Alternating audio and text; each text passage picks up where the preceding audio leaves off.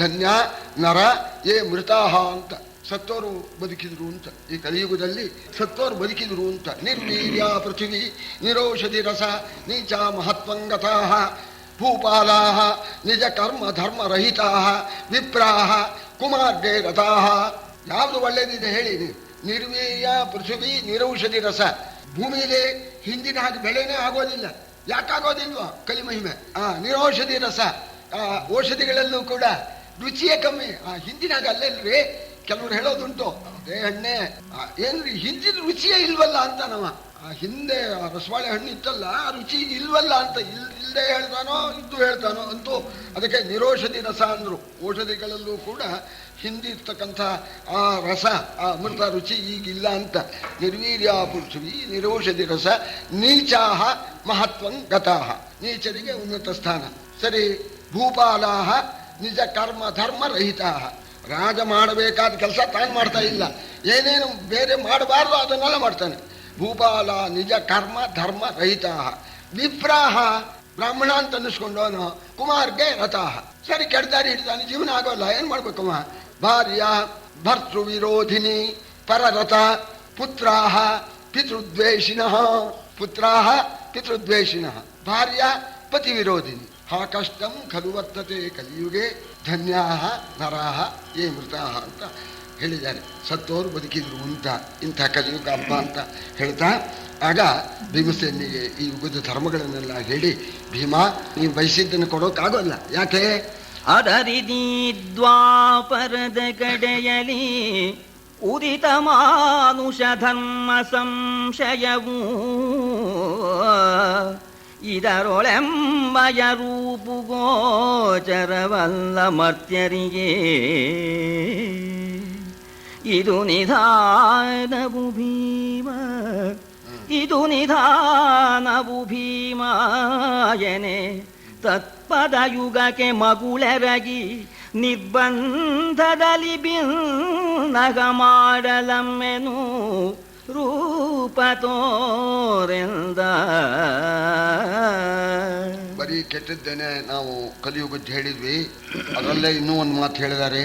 ಯುಗೇ ಯುಗೇ ಚ ಯೇ ಧರ್ಮಾಃ ತತ್ರ ತತ್ರ ಚ ಯೇ ದ್ವಿಜಾಃ ತೇಷಾಂ ನಿಂದ ನ ಕರ್ತವ್ಯ ಯುಗರೂಪ ಧರಾಹಿತೆ ಅಂತ ಆ ಮಾತನ್ನು ಕೂಡ ಈ ಭಾರತದಲ್ಲೇ ಹೇಳಿದ್ದಾರೆ. ಯುಗದ ಧರ್ಮ, ಅದರಿಂದ ಹಿಂದಿನ ಬ್ರಾಹ್ಮಣ ಕೃತಯುಗದಲ್ಲಿ 4 ವೇದ ಕಲ್ತಿದ್ನಲ್ಲ, ಅವನು ಇದ್ದಾರೇನ್ರಿ ಇಲ್ಲಿ ಈ ಯುಗದಲ್ಲಿ ಅಂತ ತಿರಸ್ಕಾರ ಮಾಡಬೇಡ. ಕಲಿಯುಗದ ಬ್ರಾಹ್ಮಣ ಕಲಿಯುಗಕ್ಕೆ ಶ್ರೇಷ್ಠ, ಯುಗರೂಪ ಧರಾಹಿತೆ ಅಂತ ಹೇಳ್ತಾರೆ. ಆಯಾಯ ಯುಗದಲ್ಲಿರ್ತಕ್ಕ ಬ್ರಾಹ್ಮಣರು ಅವರು ಶ್ರೇಷ್ಠರೇನೆ, ಆ ಯುಗದವರಿಗೆ ಹೋಲಿಕೆ ಹಾಕಬೇಡ ಅಂತ. ಯುಗೇ ಯುಗೇ ಚ ಯೇ ಧರ್ಮ, ಆ ಧರ್ಮನ ಇವಾಗ ಮಾಡಲಿಲ್ಲ ಅಂತ ತಿರಸ್ಕಾರ ಮಾಡಬೇಡ. ಆವಾಗ ಅಷ್ಟು ಧರ್ಮ ಮಾಡಬೇಕಾಗಿತ್ತು, ಈಗ ಇಷ್ಟು ಮಾಡಿದರೆ ಸಾಕು. ಅದಕ್ಕೇನೆ ಆ ಧರ್ಮ ಬ್ರಾಹ್ಮಣರು ಎಲ್ಲ ಸೂಕ್ಷ್ಮಕ್ಕೆ ಬಂದರೂ ಕೂಡ ಅವರನ್ನು ತೇಷಾಂ ನಿಂದ ನ ಕರ್ತವ್ಯ, ಅವರ ನಿಂದೆಗಿಂದೆ ಮಾಡಬೇಡಿ ಅಂತ. ವೇದವ್ಯಾಸ ಸನವಯೋ ವೇದ ವೇದಾಕ್ಷರಾಣಿ. ವೇದವ್ಯಾಸರು ಅಂತ, ವೇದವ್ಯಾಸರು ಅಂತಂದರೆ ವೇದಗಳನ್ನು ವಿಭಾಗ ಮಾಡಿದವರು. ವೇದಗಳಿಗೆ ಆವಾಸ, ವೇದಾವಾಸಂ ವೇದವ್ಯಾಸಂ ಅಂತ. ವೇದಾವಾಸಂ, ವೇದಗಳು ಅವರು ತವ್ರ ಮನೆ, ಅಲ್ಲಿ ಕೂತ್ಕೊಂಡ್ಬಿಟ್ಟಿದೆಯಂತೆ. ಆದರೆ ಯುಗ ಧರ್ಮ ಈಗ ಅಷ್ಟು ಬರೋದಿಲ್ಲ. ಒಂದು ರುಕ್ ಬರುತ್ತೋ ಇಲ್ಲನೋ ಅವನಿಗೆ, ಅವನು ವೇದವ್ಯಾಸ ಕಣೋ. ವೇದವ್ಯಾಸ ಸನವಯ ಸ ನವಯೋ ವೇದ ವೇದಾಕ್ಷರಾಣಿ ಸಮ್ಯಕ್ ಶ್ಲೋಕಂ ಪರಿಪಠತಿ ಯಹ ಸಸ್ವಯಂ ಜೀವ ಏವ. ಒಂದೇ ಒಂದು ಶ್ಲೋಕ ಸ್ವಲ್ಪ ತಪ್ಪಿಲ್ಲದೆ ಅನುಸ್ವಾರ ವಿಸರ್ಗ ಸರಿಯಾಗಿ ಹೇಳಿ, ಒತ್ತಕ್ಷರ ಸರಿಯಾಗಿ ಹೇಳಿ, ಒಂದು ಪದ್ಯ ರಾಮಾಯ ರಾಮ ಭದ್ರಾಯ ರಾಮಚಂದ್ರಾಯ ವೇದಸೆ ರಘುನಾಥಾಯ ನಾಥಾಯ ಸೀತಾಯ ಪತೆಯ ನಮಃ. ನೀ ಬೃಹಸ್ಪತಿ ಕಣ ಹೋಗೋ, ಇಷ್ಟಕ್ಕೆ ಬೃಹಸ್ಪತಿ ಅವ. ಹಾಗೇನೆ ಆಪಸ್ತಂಭ ಸಹ್ಯ ಕಲಯೇತು ಸಮ್ಯಕ್ ಉಪಾಸನಂ ಯಹ. ಆಪಸ್ತಂಭರು ಅಂತ ಕರಿ. ಸ್ಮಾರ್ತಾಗ್ನಿಯನ್ನು ಇಟ್ಕೊಂಡಿದ್ದಾರೆ. ಏನ್ರಿ ಅಗ್ನಿಹೋತ್ರ ಮಾಡ್ತಾ ಇರೋನ್ರಿ ಅವರು. ತೊಡೆದು ಬಿಟ್ಟು ಅಗ್ನಿ ಇಟ್ಕೊಂಡು ಅಗ್ನಿಹೋತ್ರ ಮಾಡ್ಕೊಳ್ಳೋರು ಬೇಡಯ್ಯ, ಉಪಾಸನ ಮಾಡ್ತಾ ಇಲ್ಲೇನಯ್ಯ. ಸ್ಮಾರ್ತಾಗ್ನಿ ಅಂತ ಹೆಸರು ಇದಕ್ಕೆ.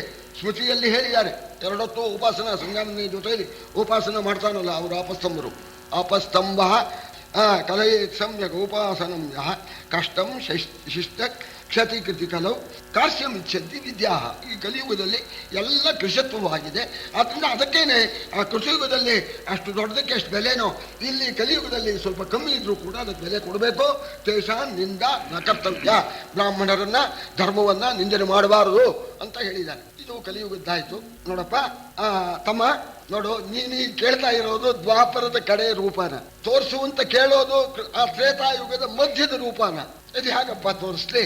ತೋರಿಸ್ಲೂ ಬಾರದು, ತೋರಿಸಿದ್ರು ನೀನು ನೋಡೋ ಹಾಗಿಲ್ಲ ಅಂತ ಹೇಳಿ, ಅದು ತೋರಿಸಿದ್ರು ನೀನು ಗೋಚರಿಸುದಿಲ್ಲ ಅಂತ ನೋಡ ಭೀಮಸೇನ, ಅಣ್ಣಯ್ಯ ನಂಗೆ ಅದನ್ಕ ಗೊತ್ತಿಲ್ಲಪ್ಪ, ನೋಡೋ ಹಾಕ್ಬೇಕಾದ್ರೆ ಕಣ್ಣು ಕೊಡು, ದಿವ್ಯ ದೃಷ್ಟಿನೂ ಕೊಡು. ನಾನು ನೀನು ದೊಡ್ಡೋನು, ನಿನಗೆ ನಿರ್ಬಂಧ ಮಾಡೋ ಯೋಗ್ಯತೆ ಇಲ್ಲ, ತೋರಿಸೋ ಅಣ್ಣಯ್ಯ ಅಂತ ಇನ್ನೊಂದ್ಸಲ ನಮಸ್ಕಾರ ಮಾಡ್ತೀನಿ ಅಂತ ನಮಸ್ಕಾರ ಮಾಡಿಬಿಟ್ಟ. ಹಾಗ ನೋಡು, ಆದಡಿನ್ನು ನಿರೀಕ್ಷಿಸೆನು ನಿನಾದದಲ್ಲಿ ನೆಲಬಿರಿಯೇ ಬಾಲದ ಬೀರಿವರಿ ಭಾಸಣಿಸೆ ಘನ ನಕ್ಷತ್ರ ಮಂಡಲವಾ ಮೇದಿನಿಯ ಹೊರೆಗಾರರಲ್ಲೆದೆಯಾದರೂ ಅಳುಕಿದ ವದ್ರಿಗಳು ಸಪ್ತೋದಧಿಗಳಂಜಿದವೆನನು ಹೆಚ್ಚಿದನು ಕಲಿಗನು ಕಡೆ ತೋರಿಸ್ಬೇಕೇನಪ್ಪ, ನೋಡು ಅಂದ. ನೀವು ನೋಡ್ತಾ ಇದ್ದಾನೆ, ರಘುಪತಿ ರಾಘವ ರಾಜ ರಾಮ ಪತಿತ ಪಾವನ ಸೀತಾರಾಮ, ರಘುಪತಿ ರಾಘವ ರಾಜ ರಾಮ ಪತಿತ ಪಾವನ ಸೀತಾರಾಮ ಅಂತ ಅಂತ ಅಂತ ಅಂತ ಅಂತ ಬೆಳೀತಾ ಇದ್ದಾನೆ. ಬೆಳೆದ ಬಾಲನೂ ಬೆಳೀತು, ಹೋಗ್ಬಿಡ್ತು. ಬಾಲ ಮೇರು ಪರ್ವತ ತುದಿಗೆ ಹೋಗ್ಬಿಡ್ತು. ಇವನು ಮುಖ ಸೂರ್ಯಮಂಡಲದ ಹತ್ರಕ್ಕೆ ಹೋಗ್ಬಿಟ್ಟಿದೆ. ಇಷ್ಟು ರೂಪವಾದ್ಮೇಲೆ ಈ ಭಾರ ತಡೆಯುತ್ತೇನು? ಸಪ್ತ ಸಮುದ್ರ ಉಕ್ಕಿಬಿಟ್ಟಿದೆ, ಕುಲಪರ್ವತಗಳೆಲ್ಲ ಬಿರಿದು ಹೋಗ್ಬಿಟ್ಟಿದೆ.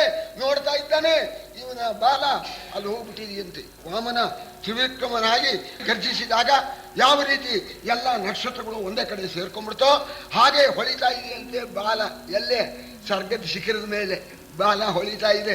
ಇವನ ಮುಖ ನೋಡಿದರೆ ಸಾಕ್ಷಾತ್ ತ್ರಿಪುರಾಂತಕ, ತ್ರಿಪುರ ವೈರಿ ಆ ಪರಮೇಶ್ವರ ಶಂಕರಾಂಶವೋ ಆಯುಸುತ ಅಂತ ಹೇಳ್ತಾರೆ. ಹನುಮಂತನ್ನ ಈಶ್ವರನ ಅಂಶದಿಂದ ಉತ್ಪನ್ನನಾಗಿರ್ತಕ್ಕಂಥವನು ಅಂತ ಆ ಶಂಕರನಂತೇನೆ ತ್ರಿಪುರಾರಿಯಂತೇನೆ ಅವನು ಪ್ರಕಾಶಮಾನನಾಗಿದ್ದಾನೆ. ಅಂದ್ರೆ ಇನ್ನೂ ಬೆಳೆಯೋ ಅಂಶ ಇತ್ತು, ಇನ್ನೂ ಅವನು ರಘುಪತಿ ರಾಘವ ಬಿಟ್ಟೇ ಇಲ್ಲ. ನಮ್ಮ ಭೀಮ ನೋಡ್ತಾ ಇದ್ದಲ್ಲ, ಭೀಮ ನೋಡಿದನು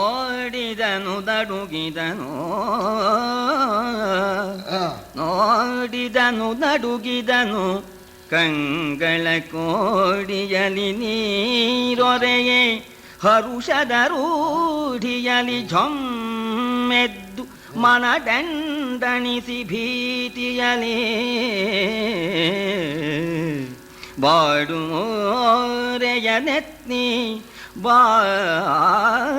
ಮೋರೆಯನೆತ್ತಿ ಕೈಗಳ ನೀಡಿ ಕಂಗಳ ಮುಚ್ಚಿ ಮರಳಿದು ನೋಡಿ ಶಿವ ಶಿವ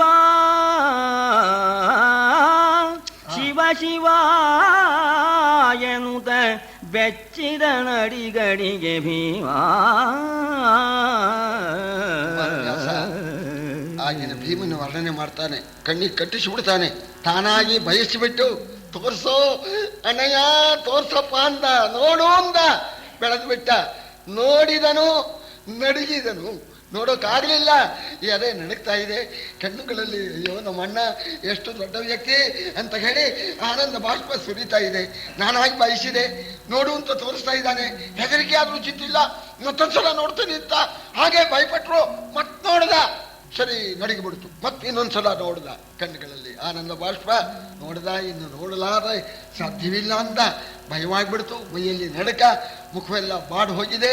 ಕೈ ನೀಡಿಬಿಟ್ಟ, ಕೈ ಜೋಡಿಸಿಬಿಟ್ಟು ಸಾಕು ಸಾಕು ಮಹಾನುಭಾವ, ನಾನು ನೋಡ್ಲಾರ್ನೆಪ್ಪ ಅಂಥೇಳಿ ಹೇಳಿ ಕಣ್ಣುಗಳನ್ನ ಮುಚ್ಕೊಂಡು ಬೆಚ್ಚಿತ ಶಿವಶಿವ ಸಾಕು ಸಾಕು ಅಂತ ಹೇಳಿ ನಮಸ್ಕಾರ ಮಾಡ್ತಾ ಇದ್ದಾನೆ. ಸಾಕು ಸಾಗಂಜಿದೆನು, ಸಾಕು ಸಾಕು ಅಂಜಿದೆನು, ಮನುಜರು ಕಾಕು ಬಲರು ನಿಜ ಸ್ವಭಾವವನೇಕೆ ಬಿಡುವೆವು, ತಿಳಿದು ತಿಳಿಯವು ಕಂಡೊಡಂಜುವೆವು. ಸಾಕು ಪೂರ್ವದ ರೂಪಿನಲ್ಲಿ ನಿರ್ವ್ಯಾಕುಲನ ಮಾಡೋ, ಪೂರ್ವದ ರೂಪಿನಲ್ಲಿ ನಿರ್ವ್ಯಾಕುಲನ ಮಾಡೆನಲು ಪವನಜನು. ಆ ಕಪೀಶ್ವರ ನಗುತ ಮುನ್ನಿನ ರೂಪ ಕೈಕೊಂಡ. ಸಾಕು ಸಾಕು, ಇನ್ನು ಬೆಳೆಯೋದು ಬೇಡ ಅಂದ. ಸಾಕು ಸಾಕು, ಅಂಜಿದೆನು, ಭಯವಾಗ್ತಾ ಇದೆ ಅಣ್ಣಯ್ಯ. ಮನುಷ್ಯದ ಸ್ವಭಾವ ಇದು. ಮನುಷ್ಯರಿಗೆ ಕಾಕು ಬಲರು, ಸತ್ವ ಇಲ್ಲ, ಆದ್ರೂ ಜಂಬ ಜಾಸ್ತಿ. ನೀನು ಮೊದಲೇ ಹೇಳಿದೆ ನೋಡೋಕ್ಕಾಗೋಲ್ಲ ಕಣೋ, ನಾನು ತೋರಿಸ್ಲೂಬಾರ್ದು, ತೋರಿಸಿದ್ರು ನೀನು ನೋಡೋಕ್ ಸಾಧ್ಯವಿಲ್ಲ ಅಂತಂದ್ರೆ, ಇಲ್ಲ ತೋರಿಸು ಅಂತ ಬೇಡ್ಕೊಂಡೆ. ಈಗ ತೋರಿಸ್ತಾ ಇದೀಯ, ನೋಡೋಕ್ಕಾಗೋಲ್ಲ. ಇದು ಜಂಬದಿಂದ ಹೇಳಿಬಿಟ್ಟೆ. ಇದು ಮನುಷ್ಯರ ಸ್ವಭಾವ. ತಿಳಿಯವು, ತಿಳಿದ್ರೂ ತಿಳಿಯೋದಿಲ್ಲ, ಕಂಡೊಡೆ ಅಂಜುವೆವು. ನೋಡೋಕ್ಕಾಗಲ್ಲ ಅಂದ್ರು ನೋಡ್ತೇನೆ ಅಂದೆ, ಈಗ ನೋಡಿದ್ರೆ ಭಯ. ಆದ್ರಿಂದ ಸಾಕು, ಪೂರ್ವದ ರೂಪಿನಲ್ಲಿ ನಿರ್ವ್ಯಾಕುಲನ ಮಾಡು. ಮೊದಲಿನ ಸಣ್ಣ ಕಪಿಯಾಗು ಮೊದಲಿನ ಸಣ್ಣ ಕಪಿಯಾಗು ಅಂತ ಹೇಳಿ ಬೇಡ್ಕೊಳ್ತಾ ಇದ್ದಾನಂತೆ. ಆಗ ಹನುಮಂತ ನಕ್ಬಿಟ್ಟು ಮುನ್ನಿನ ರೂಪ ಕೈಕೊಂಡ. ಸಣ್ಣ ರೂಪ, ಆ ಮರದ ಮೇಲೆ ಕೂತಿದ್ನಲ್ಲ, ಈಗಲೂ ಅಲ್ಲೇ ಇದ್ದಾನೆ, ಒಂದು ಮರದ ಕೊಂಬೆ ಮೇಲೆ ಹಗುರವಾಗಿ ಕೂತಿದ್ನಲ್ಲ ಸಣ್ಣ ರೂಪ, ಆ ರೂಪ ಕೈಕೊಂಡ. ಇವನು ಕಣ್ಮುಚ್ಕೊಂಡೇ ಇದ್ದಾನೆ. ಇವ ಕಣ್ಬಿಟ್ಟಿಲ್ಲ, ಸಾಕು ಸಾಕು ಅಂತ ಕಣ್ಮುಚ್ಕೊಂಡ್ಬಿಟ್ಟಿದ್ದಾನೆ. ಅವ ಮುನ್ನಿನ ರೂಪವನ್ನು ಸ್ವೀಕರಿಸಿದವನು. ಭೀಮಾ ಕಣ್ಬಿಡೋ ಅಂದ. ಕಣ್ಬಿಟ್ಟ ಸಣ್ಣ ಹನುಮಂತ. ಆಗ ಹನುಮಂತ ಕೇಳಿದ ಭೀಮನ ಹತ್ರ, ಭೀಮಾ ತಮ್ಮ ಹೆದರ್ಬಿಟ್ಯಾ ಅನ್ನೋಣ. ಇಲ್ಲ ನಾನು ಹೆದರ್ಲಿಲ್ಲ, ಎದೆ ಮಾತ್ರ ಡವ ಡವ ಡವ ಡವ ಡವ ಅಂತ ಇಲ್ಲ ಅಂತ. ಅದಕ್ಕೆ ಹನುಮಂತ ಹೇಳ್ತಾ ಇದ್ದಾನೆ, ಅಂಜದಿರು ನೀನಿನ್ನು, ಅಂಜದಿರು ನೀನಿನ್ನು ಮೆಚ್ಚಿದೆನು, ಅಂಜನಿಸು ನಾ ಸಲಿಸುವೆನು. ನಮ್ಮಂಜನಾದೇವಿಯರು ಕುಂತಿ ದೇವಿಯಾದರಲೇ, ರಂಜಕರು ನಾವಲ್ಲ, ರಂಜಕರು ನಾವಲ್ಲ, ಹೇಳು ಸಮಂಜಸದಲ್ಲಿ ಎನೆ. ಭೀಮನಗುತ ಧನಂಜಯನ ಟಕ್ಕೆಯಕ್ಕೆ ವಿಜಯಂಗಯ್ಯ ಬೇಗೋ, ಧನಂಜಯನ ಟಕ್ಕೆಯಕ್ಕೆ ವಿಜಯಂಗಯ್ಯ ಬೇಕೆಂದ.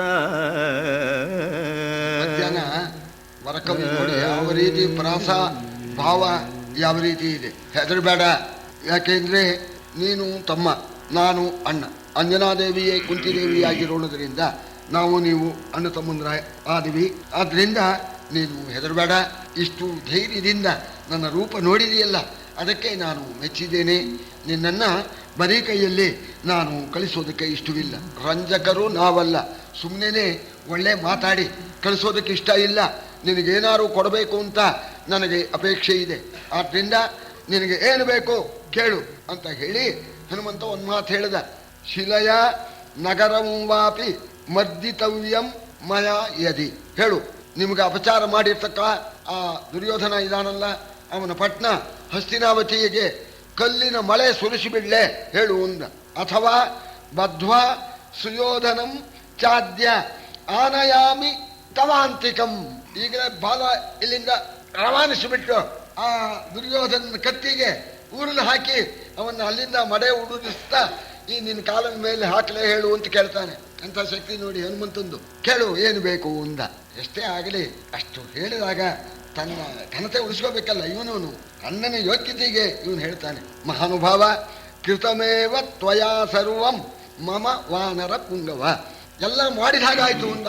ಏನು ಮಾಡಬೇಕಾಗಿಲ್ಲ, ಕೃತಮೇವ, ನಿನ್ನ ಅನುಗ್ರಹ ಒಂದು ಇದ್ಬಿಟ್ರೆ ಸಾಕು, ಎಲ್ಲ ಮಾಡಿದ ಹಾಗಾಗತ್ತೆ. ನಿನ್ನ ಅನುಗ್ರಹದಿಂದ ತವೈವ ತೇಜಸ ಸರ್ವಾನ್ ವಿಜಯಿಷ್ಯಾಮೋ ವಯಂ ಪರ. ನಿನ್ನ ಅನುಗ್ರಹ ಇದ್ರೆ ಸಾಕು, ಇನ್ನೇನೂ ಬೇಕಾಗಿಲ್ಲ, ನೀನೇನೂ ಮಾಡಬೇಕಾಗಿಲ್ಲ. ನಿನ್ನ ಅನುಗ್ರಹ ಒಂದು ಕಳಿಸು, ನಾವೇನೇ ಯುದ್ಧದಲ್ಲಿ ಸಮಸ್ತ ಶತ್ರುಗಳನ್ನು ಗೆಲ್ತೇವೆ ಅಂತಂದ ಭೀಮ. ತಕ್ಕ ಮಾತು ಹೇಳ್ದ ಅಂತ ಇನ್ನೂ ಸಂತೋಷ ಆಯಿತು. ಇದೇ ಸಂತೋಷ ಪರಸ್ಪರ. ನೋಡೋ ತಮ್ಮ, ನೀ ಈ ಮಾತು ಹೇಳಿದ್ದಕ್ಕೂ ಇನ್ನೂ ಸಂತೋಷವಾಯಿತು. ಆದರೂ ನನಗೆ ಬರೀ ಮಾತಾಡಿ ರಂಜನೆ ಮಾಡಿ ಕಳಿಸೋದಕ್ಕೆ ಇಷ್ಟ ಇಲ್ಲ, ಏನಾದ್ರು ಕೇಳು ಅಂದಾಗ ಆಗ ಯೋಚನೆ ಮಾಡಿದ. ಏನು ಕೇಳೋದು, ನಮಗಾಗಿ ಕೇಳಬಾರ್ದು. ನಮ್ಮ ಅಣ್ಣ ನನಗೆ ವರ ಕೊಡ್ತಾ ಇದ್ದಾನೆ ತಮ್ಮನಿಗೆ, ನಾನು ನನ್ನ ತಮ್ಮನಿಗೆ ಕೇಳ್ಬಿಡ್ಬೇಕು. ಏನು ವರ ಕೇಳಬೇಕು ಯೋಚನೆ ಮಾಡ್ದ. ನಿನ್ನ ವಿಶ್ವರೂಪ ತೋರಿಸು ಅಂತ ಭೀಮ ಪ್ರಾರ್ಥನೆ ಮಾಡಿದಾಗ ಕಾಕ್ ಹೊಡೆದ ಅವನು. ಆ ರೂಪ ತಾಳೋಬೇಕಾದ್ರೆ ಹನುಮಂತ ಒಂದ್ಸಲ ಕಾಕ್ ಹೊಡೆದ, ನೆಲ ಬಿರಿದು ಬಿಡ್ತು, ಭೀಮನ ಎದೆ ನಡುಕಾಯ್ತು. ಅದು ಜ್ಞಾಪಕ ಬಂತು. ಈ ಅರ್ಜುನ ತನ್ನ ಬಾವುಟದಲ್ಲಿ ಈ ಕಪಿ ಪಟ ಇಟ್ಕೊಂಡಿದ್ದ, ಇವನಿಗೆ ಹೊಳೀತು, ಇವನು ನಮ್ಮ ಅಣ್ಣ ನಿಜವಾಗೂ ಬಂದು ನನ್ನ ತಮ್ಮನ ಧ್ವಜದಲ್ಲಿ ಕೂತ್ರೆ ತೂಕಡಿಸ್ತಾ ರಾಮಧ್ಯಾನ ಮಾಡ್ತಾ ಇರ್ತಾನೆ. ಯಾರು ಬಾಣ ಹೊಡೆದಾಗ ಹ ಅಂತಂದ್ಬಿಟ್ರೆ ಮುಗೀತು, ಆ ಶತ್ರು ಸೈನ್ಯ ನಾಶ. ಅದು ಫಲ ನಮ್ಮ ತಮ್ಮನಿಗೆ ಬರುತ್ತೆ ಅಂತ ಹೇಳಿ, ಅಣ್ಣಯ್ಯ ಮುಂದೆ ನನ್ನ ತಮ್ಮ ಯುದ್ಧ ಮಾಡೋ ಸಂದರ್ಭದಲ್ಲೆಲ್ಲ ಆ ಧ್ವಜದ ಮೇಲೆ ಬಂದು ನೀನು ಕೂತ್ಕೊಂಡು ಸಿಂಹನಾದ ಮಾಡಿ ಆ ನಮ್ಮ ತಮ್ಮನಿಗೆ ಜಯ ಉಂಟಾಗೋ ಹಾಗೆ ನೀನು ಮಾಡಬೇಕು ಅಂತ ಹೇಳಿ ಕೇಳ್ಕೊಂಡ. ಬಹಳ ಸಂತೋಷ ಆಯ್ತು. ಆಗ ನೋಡಪ್ಪ, ನೀನು ತಮ್ಮನಿಗೋಸ್ಕರ ನೀನು ಕೇಳಿದೆ, ಅದರಿಂದ ಇನ್ನೂ ನನಗೆ ತುಂಬಾ ಸಂತೋಷವಾಯಿತು. ಆದರೆ ನಾನು ನಿನಗೊಂದು ವರ ಕೊಟ್ಟೇ ತೀರ್ಬೇಕು, ನೀ ತಗೊಂಡೇ ತೀರ್ಬೇಕು. ಏನಪ್ಪ ಅಂದ್ರೆ, ಯದಾ ಸಿಂಹರವಂ ವೀರ ಕರಿಷ್ಯಸಿ ಮಹಾಬಲ ತವಾಹಂ ಬ್ರಹ್ಮಯಿಷ್ಯಾಮಿ ಸ್ವರವೇಣ ಪರಂತಪ. ಯುದ್ಧಾಂಗಣದಲ್ಲಿ ನೀನು ಸಿಂಹನಾದ ಮಾಡಿದಾಗ ನಿನಗೆ ಗೊತ್ತಾಗದ ಹಾಗೆ ನಿನ್ನ ಧ್ವನಿಗೆ ನನ್ನ ಧ್ವನಿಯನ್ನು ಬೆರೆಸ್ತೇನೆ. ಇಲ್ಲಿದೆ ನೋಡಿ ಬೈಕಾಸುರ, ಹೀಗೆ ನಿನ್ನ ಧ್ವನಿಗೆ ನನ್ನ ಧ್ವನಿಯನ್ನು ಬೆರೆಸಿಬಿಟ್ಟು ಆ ಶತ್ರುಗಳಿಗೆ ಕಿವಿಗೆ ಸಿಡ್ಲು ಬಿಡೋ ಹಾಗೆ ಶಬ್ದ ಆಗಿ ಅವರ ಎದೆ ಒಡ್ಕೊಂಡು ಬುರುಡೆ ಒಡ್ಕೊಂಡು ಶತ್ರುಗಳು ನಾಶ ಆಗುವ ಹಾಗೆ ನಾನು ನಿನ್ನ ಸಿಂಹನಾದದ ಜೊತೆಯಲ್ಲಿ ಯುದ್ಧ ಮಾಡಬೇಕಾದ್ರೆ ಬ್ರಹ್ಮಯಿಷ್ಯಾಮಿ, ನಿನ್ನ ಸಿಂಹ ಧ್ವನಿಯನ್ನ ನನ್ನ ಧ್ವನಿಯಿಂದ ಹೆಚ್ಚಿಸ್ತೇನೆ, ನಿನಗೆ ಗೆಲುವುಂಟು ಆಗುವ ಹಾಗೆ ನಾನು ಮಾಡ್ತೇನೆ ಅಂತ ಇಷ್ಟು ಹೇಳಿಬಿಟ್ಟು ಆಮೇಲೆ ಗಚ್ಚ ವೀರ ಸ್ವಮಾವಾಸಂ ಸ್ಮರ್ತವ್ಯೋಸ್ಮಿ ಕಥಾಂತರೇ. ವೀರ ಹೋಗಪ್ಪ, ನಿಮ್ಮ ಅಣ್ಣ ಕಾಯ್ತಾ ಇರ್ಬೋದು, ಹೋಗಿ ಬಾರಪ್ಪ. ಸ್ಮರ್ತವ್ಯೋಸಿ ಕಥಾಂತರೇ, ಹಾಗಾಗಿ ನನ್ನನ್ನು ಜ್ಞಾಪಕ ಮಾಡ್ಕೊ. ಇವತ್ತು ಸುದಿವಸ ಅಲ್ಲಿ ಒಂದು ಮಾತು ಬರುತ್ತೆ, ಸ್ವಲ್ಪ ರಾಮಾಯಣ ಹೇಳು ಅಂತ ಕೇಳ್ತಾನೆ. ಸಂಕ್ಷೇಪವಾಗಿ ರಾಮಾಯಣ ಹೇಳ್ತಾನೆ ಹನುಮಂತ ಭೀಮನಿಗೆ, ಅದಕ್ಕೆ ಹನುಮದ್ ರಾಮಾಯಣ ಅಂತ ಹೆಸರು. ಅದಕ್ಕೆ ಈ ಆಂಜನೇಯ ಹೇಳ್ತಾ ಇದ್ದಾನೆ, ನೋಡಪ್ಪ, ಮಮಾಪಿ ಸಫಲಂಚಕ್ಷುಕು ಸ್ಮಾರಿತಶ್ಚಾಸ್ಮಿ ರಾಘವಂ. ಇವತ್ತು ನನ್ನ ಕಣ್ಣು ಸಾರ್ಥಕವಾಯಿತು, ಯಾಕೆ ತಮ್ಮನಾದ ನಿನ್ನನ್ನು ನೋಡಿದೆ. ಇದು ಅಲ್ಲದೇನೆ ನೀನು ನಮ್ಮ ರಾಮನ ಸ್ಮರಣೆ ಮಾಡೋ ಹಾಗೆ ಬರೋ ಹಾಗೆ ನೀನು ಮಾಡಿದೀಯಪ್ಪ.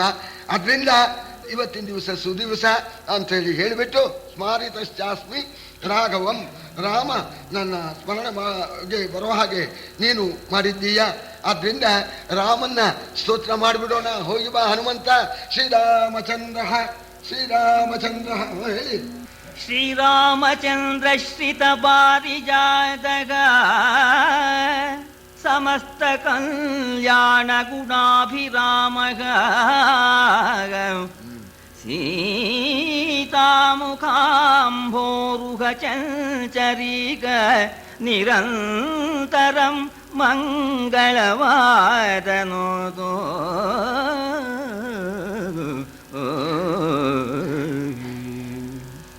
ಐಸೆ ಸಲಿಸಿದನು ಎನುತ ಆ ಕಪಿಯ ಸಮಯದಲ ದೃಶ್ಯವಾಗೆ ವಿಕಾಸವಾದುದು ವಿಸ್ಮಯಕ್ಕೆ ಪವಮಾನನಂದನನ